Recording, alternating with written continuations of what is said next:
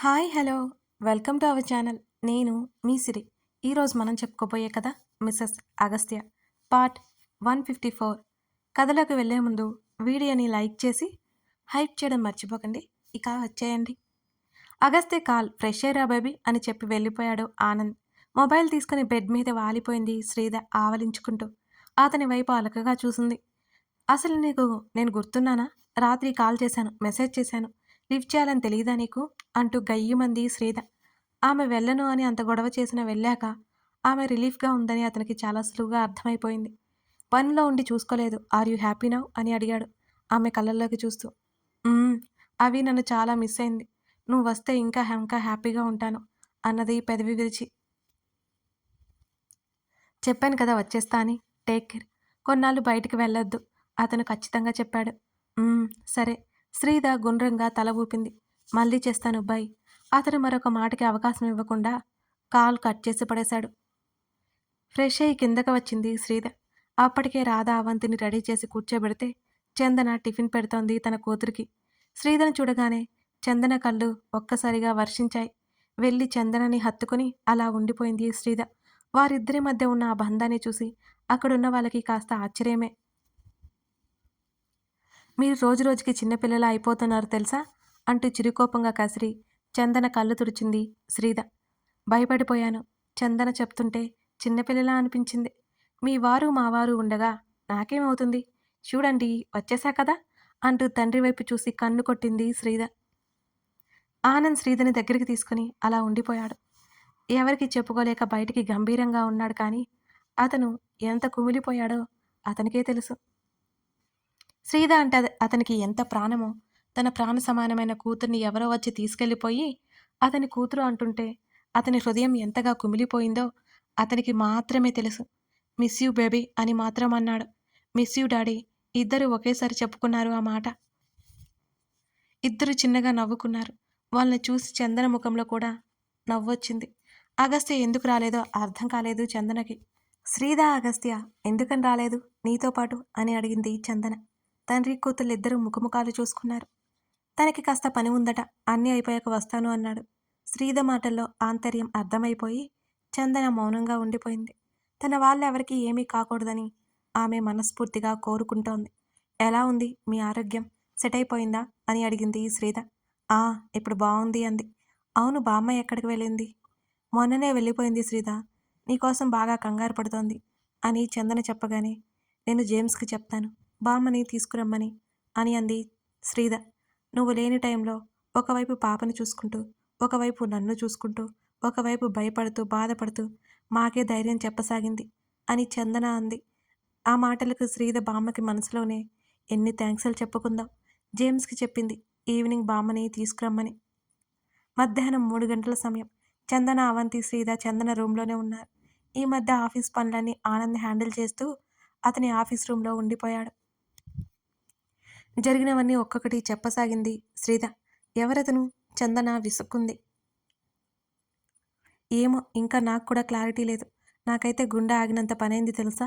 నేను మా డాడీని కాకుండా మరొకరిని డాడీగా చస్తే ఊహించుకోలేను. ఆ టైంలో ఎంత భయపడిపోయిందో ఇప్పుడు శ్రీధ ముఖంలో స్పష్టంగా కనిపిస్తోంది చందనకి. ఏం కాదు, కంగారు పడకు. శ్రీధ చేతిని పట్టుకుని చెప్పింది చందన. ఇక ఆ విషయాల గురించి నేను ఆలోచించట్లేదు. అగస్త్య చూసుకుంటా అన్నాడు. ఆమె మాటల్లో భర్త మీద ఉన్న నమ్మకం స్పష్టంగా కనిపిస్తోంది చందనకి. మమ్మ, బాబీ అని సాగదీస్తూ అడిగింది అవంతి. అయ్యయ్యో మర్చిపోయానే అని శ్రీధ నాలుక కరుచుకుంది. అవంతి పెదవి విరిచి ఏడుపు మొహం పెట్టి తల్లి వైపు కోపంగా చూసింది. నా బుజ్జి కదూ, నా బంగారం కదూ. నీకు నేను సాయంత్రం జేమ్స్ అంకుల్ని అడిగి తెప్పిస్తా, ఓకేనా? శ్రీధ బుజ్జగించడం మొదలుపెట్టింది కూతుర్ని. అవంతి మొండిపట్టు వీడలేదు కాసేపు పాటు. ఇన్ని రోజులు దీన్ని భరించారంటే నిజంగా మీరంతా గ్రేట్. శ్రీధ మాటలకి చందన నవ్వేసింది. నీ దగ్గర ఎంత మొండిదానిలా ఉన్నా నువ్వు లేకపోతే క్షణం కూడా ఊరికే లేదు. నీకోసం ఎంత ఏడ్చిందో నాకు తెలుసు. అవంతి వైపు చూపులు తిప్పుతూ అంది చందన. ఆ మాటలు బుజ్జిదానికి అర్థం కాకపోయినా తల్లి మీద అలిగి వెళ్ళి అమ్మమ్మ దగ్గర చేరింది. నువ్వు అలా పైకెక్కి కూర్చోకూడదు, శ్రీధ వారించింది. వెనక్కి లాగింది కూతుర్ని. అవంతి అలుగుతుంటే చందన పక్కన కూర్చోబెట్టుకుని బుజ్జగించింది. ముఖం తిప్పేసుకుని దిండిలో ముఖం దాచుకుంది అవంతి. నువ్వు కూడా ఇలాగే అలిగేదానివంట చిన్నప్పుడు. చందన మాటలకి ఎలా తెలుసన్నట్టు అయోమయంగా చూసింది శ్రీద. మీ డాడీ చెప్పారు. ఈ మధ్య అవంతి ఇలాగే చేస్తుంటే ఆయన మాటల సందర్భంలో అన్నారు. చందన నవ్వుతూ చెప్పింది. ఆ బుజ్జిదాని వేషాలు చందనకి చాలా చిత్రంగా ఉన్నాయి. అంతేకాక ఆనందాన్ని కూడా కలిగిస్తూ ఉంటాయి. తనకి అమ్మ అయ్యే అవకాశం లేదు. బయటికి తన్నుకొస్తున్న నిట్టూర్పుని లోపలే అదిమి పెట్టింది చందన. అలిగిన అవంతి అలగడంలోనే నిద్రలోకి జారుకుంది అలాగే. దీన్ని అప్పుడప్పుడు కావాలి అని దెబ్బ వేసో అరిచో ఇలా అలిగించి నిద్రపుచ్చుతా. శ్రీద నవ్వేసింది తన ఘనకార్యం చెబుతూ. అయ్యయ్యో పడుకుండిపోయింది అంది చందన. ఏం పర్లేదు. కాసేపు గొడవ చేయకుండా ఉంటుంది. పెద్ద పనిమంతురాల్లా పొద్దున్నే లేస్తుంది. ఏం చేయాలనో ఈవిడ గారు అని కూతుర్ని ముద్దుగా కసురుకుంటూనే చెప్పింది శ్రీద. ఆమె కళ్ళల్లో చెప్పలేనంత ప్రేమ ఉంది. తల మీద ముద్దు పెట్టుకుంది కూతుర్ని శ్రీద. వాళ్ళిద్దరిని చూసి చందన తృప్తిగా నవ్వింది. ఆ తర్వాత అవంతిని తీసుకుని గదిలోకి వెళ్ళిపోయింది శ్రీద. జేమ్స్ హృదయం మీద తలవాల్చి కళ్ళు మూసుకుంది రాధ. ఆమె పడుకుందని అతను లేవబోతుంటే అతన్ని ఆపి అతని ముఖంలోకి చూసింది రాధ. పడుకోలేదా నువ్వు అని అడిగాడు జేమ్స్. లేదు కానీ ఎక్కడికి మీరు వెళ్ళిపోతున్నారు? రాధలో గడుస్తనం ఒక్కసారిగా బయటకొచ్చింది. అంటే బయట ఏం చెప్పాలో అర్థం కాక ఊరుకున్నాడు జేమ్స్. సెక్యూరిటీ చాలామంది ఉన్నారు. మీరు కొత్తగా వెళ్ళి ఏం చేయనక్కర్లేదు. ఉండండిలా ఆర్డర్ వేసి అలాగే అతని హృదయం మీద తలదాచుకుంది రాధ. ఇలా రూమ్లో ఉంటే బాగోదు. అతని మాటని మధ్యలోనే తుంచేసింది. ఆనంద్ గారు వర్క్లో ఉన్నారు. చందన శ్రీధ మేడం ఇద్దరు రూమ్లో ఉన్నారు. రవణమ్మ సాయంత్రం వస్తానని వెళ్ళిపోయింది. ఇప్పుడు మనం ఇక్కడ ఉన్నంత మాత్రాన తప్పేం కాదు. చెప్పండి తప్పేముంది? ఆమె మాటలకి లోలోపల నవ్వుకుంటూ ముఖాన్ని సీరియస్గా పెట్టుకున్నాడు జేమ్స్. చాలా ధైర్యం వచ్చేసిందే నీకు అని అన్నాడు ఆమెనే చూస్తూ. నేను ఎప్పుడూ ధైర్యంగానే ఉన్నాను. మీరే నన్ను పిరికిదాన్ని చేశారు. అయినా ఇప్పుడు నేను ఎందుకు భయపడాలి అన్నది అతని సాన్నిహిత్యం ఇంకా ఇంకా కోరుకుంటోంది రాధ. అరే ఇలా రూమ్లో ఉండమంటే ఉండడం నా వల్ల కాదు అని అన్నాడు జేమ్స్. రెస్ట్ తీసుకోవడం ఎవరికి ఇష్టం ఉండకుండా ఉండదు. అసలు రాత్రి పగలు నిద్ర లేకుండా ఎలా ఉంటారు మీరు అసలు? ఆ? ఆమె చిరుకోపంగా చూసింది అతని వంక. సరే సరే ఇప్పుడు నువ్వు ఆవేశపడకు.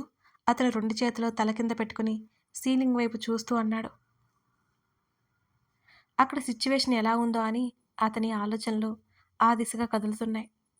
వెంటనే తనతో పాటు ఉన్న డేవిడ్ మనిషికి కాల్ చేశాడు జేమ్స్. ఆ మాటలు వింటే రాధ ఖచ్చితంగా భయపడుతుందని అతనికి తెలుసు. అసలు సూరజ్ని అగస్త్య కలిశాడా లేదా? సూరజ్ పర్పస్ ఏంటి? అలాగే ఆలోచిస్తూ ఉండగా రాధ గాఢ నిద్రలోకి వెళ్ళిపోయిందన్న తర్వాత అక్కడి నుంచి లేచి నెమ్మదిగా బయటకొచ్చాడు. తనతో పాటు కలిసి వర్క్ చేసిన వాళ్ళకి కాల్ చేశాడు. వాళ్ళకు కూడా వివరాలేమీ తెలియవని చెప్పారు. కొన్ని క్షణాల పాటు అలాగే ఆలోచించి తెలిసేది చెప్పమని కాల్ కట్ చేసి బామ్మని తీసుకురావడానికి వెళ్ళిపోయాడు జేమ్స్. రచు ఏమైందే? తల్లి పిలుపుకి తల తిప్పి చూసింది రచన. ఏంటమ్మా అంది. భోజనం చేయకుండా ఏం ఆలోచిస్తున్నావు హా అని అడిగింది. అప్పుడు చూసుకుంది రచన. ఏం లేదమ్మా అని నవ్వి ఆఫీస్ వర్క్ ఉంది అన్నది. అయితే తినేసి పని ఏదో త్వరగా చూసుకో, ఎందుకు ఆలోచించడం అని అన్నది రచన తల్లి. అలాగే అన్నట్టు తలాడించింది రచన. అమ్మా అడ్వాన్స్ తీసుకోవడానికి వస్తానని చెప్పారు కదా, వచ్చారా వాళ్ళు? రచన అడిగింది. లేదురా ఇంకా రాలేదు. ఈ ఇంటికి ఆ అద్దె చాలా తక్కువే అనుకోవచ్చు. ఎన్నో ఏళ్ళదైనా ఎంత శుభ్రంగా చక్కగా ఉంది అన్నది రచన తల్లి ఆ ఇంటిని చూస్తూ. అవును, వాళ్ళకి రెంట్‌కి ఇవ్వాల్సిన అవసరం కూడా లేదంటమ్మా. కానీ ఇల్లు పాడవుతుందని రెంట్‌కి ఇస్తున్నారంట. లక్కీగా మనకే దొరికింది. ఇల్లు బావుంది అని చెప్పింది రచన. నువ్వు కూడా తినేయమ్మా అంది. తల్లికి చెప్పి బయటకొచ్చింది. కాసేపు మొక్కల మధ్య అటూ ఇటూ తిరిగి రచన ఆలోచించసాగింది. ఆమె బాస్ గురించి తలుచుకుంటేనే భయంగా ఉంటోంది. ఎన్ని సినిమాల్లో చూడలేదు, ఎన్ని చోట్ల చదవలేదు.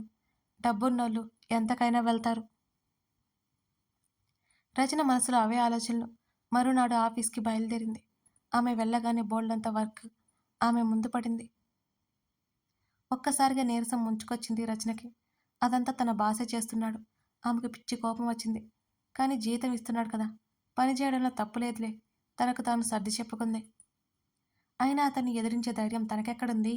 ఒకవేళ అతను తిరగబడితే ఏం చేయాలి? తన మీద పగ పెంచుకుంటాడా? తన అనేవాళ్ళు ఎవరూ లేరు ఇక్కడ. ఆలోచిస్తున్న కొద్దీ కంగారు పెరుగుతుందే తప్ప తగ్గట్లేదు. రచనకసలు ఏమాత్రం. టైం వేస్ట్ అవుతుంటే వెంటనే పనిలోకి దిగింది. మధ్యాహ్నం లంచ్ కూడా చేయలేదు ఇక ఆ రోజు. సాయంత్రానికి పూర్తవ్వలేదు. ఆ రోజు ఆమె బాస్ కూడా రాలేదు. ఒక్కొక్కరిగా వెళ్ళిపోతున్నారు. నైట్ షిఫ్ట్ వాళ్ళు రావడానికి ఇంకా టైం ఉంది. ఇక వర్క్ పెండింగ్ ఉంది. మేనేజర్‌ని అడిగి పర్మిషన్ తీసుకొని ఇంటికి వెళ్ళి అక్కడ వర్క్ చేయాలని ఆమె డిసైడ్ అయింది. అనుకున్నది తడవుగా వెంటనే లేచి మేనేజర్ క్యాబిన్ వైపు అడుగులు వేసింది రచన. సార్ చెప్పు రచన. అది వర్కింగ్ అవ్వలేదు. లేట్ అయింది. నేను వెళ్ళిపోయి ఇంటికెళ్ళి అక్కడ చూసుకుంటాను సార్. రేపటిలోగా పూర్తి చేస్తాను.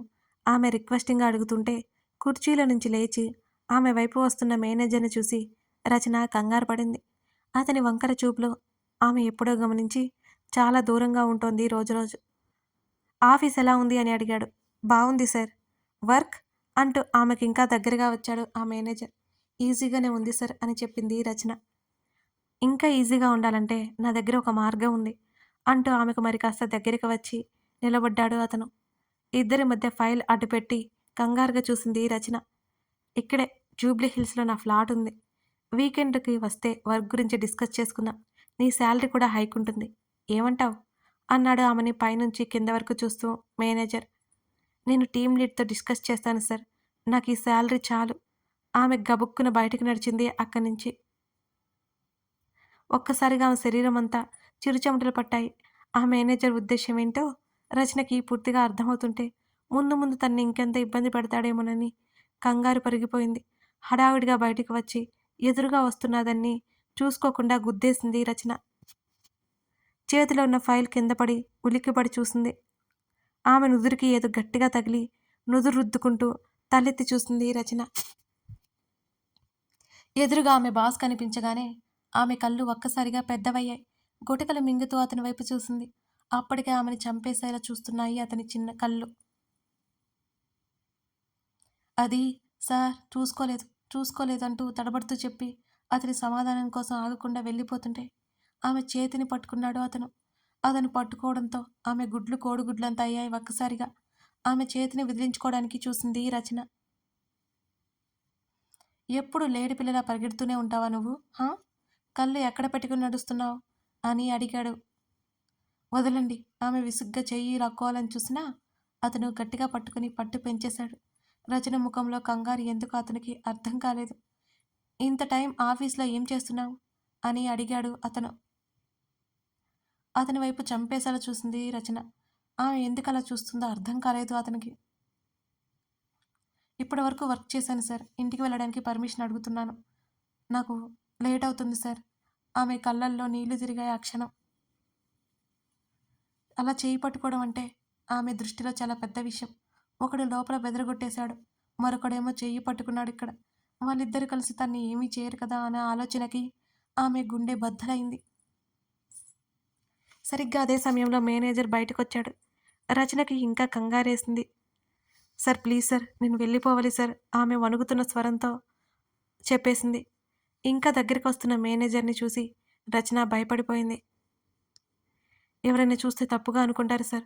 వదలండి సార్ ప్లీజ్. ఆమె ఏడుపు గొంతుతోనే అడుగుతూ చేయి లాక్కోవాలని చూసింది. అయినా అతను పట్టించుకోలేదు.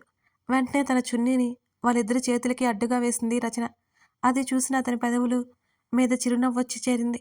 బాస్‌ని చూసి మేనేజర్ గుటకలు మింగాడు. ఈ అమ్మాయి ఇంతవరకు ఇక్కడ వర్క్ ఎందుకు చేస్తుంది? ఇక్కడుంచావేంటి? అని అడిగాడు ఆ బాస్ సీరియస్‌గా. వర్క్ చేస్తూనే ఉండిపోయింది సార్. నేను చూసుకోలేదు.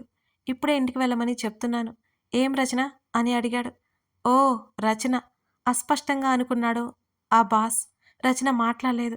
తనకి కనుక శక్తి ఉంటే ఆ మేనేజర్‌ని మక్కెలు మక్కెలుగా ముక్కలు ముక్కలుగా చేయాలని ఉంది. రచన వైపు చూశాడు అతను. ఆమె మౌనంగా తలదించుకుని ఉంది. ఇంకా ఇక్కడే ఉన్నావేంటి? మేనేజర్‌ని అడగడంతో అతను మౌనంగా బయటికి నడిచాడు. ఇంకా భయం ఎక్కువైపోయింది ఆమెలో. వెంటనే తన చేతిని లాక్కోవాలని చూసినా అతను వదల్లేదు. తన చేతులు విడిపించుకొని తన డెస్క్ దగ్గరికి పరిగెత్తింది. ఆమె ప్రవర్తన వింతగా తోచడంతో ఆమె వెనకే వెళ్ళాడు అతను. అది చూసిన రచనకి ఇంకా ఇంకా భయం వేసింది. ఇదిగో నా దగ్గరకొచ్చావంటే చంపేస్తాను. తన హ్యాండ్ బ్యాగ్‌లో ఉన్న చాకు బయటికి తీసింది రచన. ఆమె ప్రవర్తనకి ఈసారి నిజంగానే విస్తుపోయాడు ఆ బాస్. చూడు, ఆ రోజు వదిలేశానంటే నా నిస్సహాయత అనుకోవద్దు. నా దాకా వస్తే ప్రాణాలు తీస్తాను. ఆమె ఒకవైపు వణికిపోతూనే కత్తి నిలువుగా పట్టుకుంది. మొదట ఆశ్చర్యపోయినా ఆమె భయాలు ఏంటో తెలుస్తుంటే అతనికి నవ్వొచ్చేసింది చిత్రంగా. అతనొక అడుగు ముందుకు వేసి, ఇడియట్ లాగా బిహేవ్ చేయకు, చెప్పేది విను అని అన్నాడు. టేబుల్ మీద ఫైల్స్ అతని మీదకి విసిరింది. తను యాక్సెస్‌తో డోర్ ఓపెన్ చేసేసరికి అతడు తనని పట్టేసుకుంటాడు. ఏం చేయాలి? ఎలా తను బయటికి వెళ్ళాలి? రచనకి భయం వేసింది. మెంటల్ ఆగు! ఏం చేస్తున్నావసలు? అని ఆ దాడి నుంచి తప్పించుకుంటూ అన్నాడతను. ఇంకొక అద్భుతమైన విషయం గుర్తొచ్చిందామెకి. ఇప్పటి వరకు నైట్ షిఫ్ట్ వాళ్ళు వస్తారు అనుకుంది కానీ, ఆ తర్వాత రోజు వీకెండ్ అని మర్చిపోయిన సంగతి ఆమెకి గుర్తొచ్చింది. అతను ఊరుకోలేదు. మరి కాస్త అడుగులు ముందుకు వేశాడు. రచన అతని మీదకి అన్నీ విసురుతోంది.